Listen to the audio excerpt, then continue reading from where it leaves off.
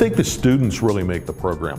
So whether we work in public administration or whether we happen to live in this great country, it affects us. And students have stories to tell. The insights that people have from their personal lives or professional lives bringing into the classroom. Not only the students, but the faculty are all working in the field. These are folks that are on the streets today that are practicing their craft. They bring real-world experience into the classroom, and you're able to identify with that if you've been in the workforce for a while.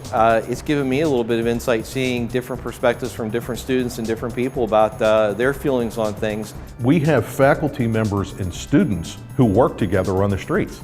So we're not buried in the textbook. All of the folks that are teaching in public administration are looking at that balance between practical application and theory.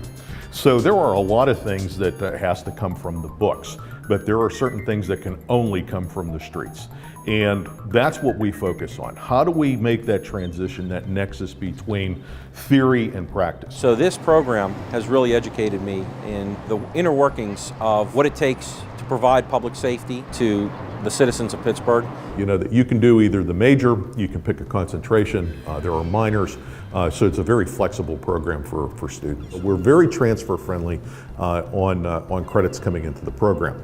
We also provide credit for professional certifications.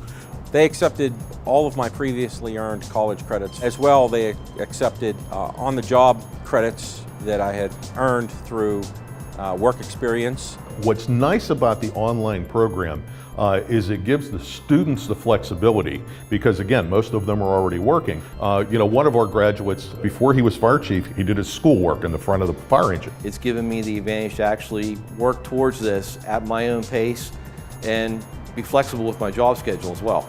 The online is a godsend as far as not having to travel to campus all the time.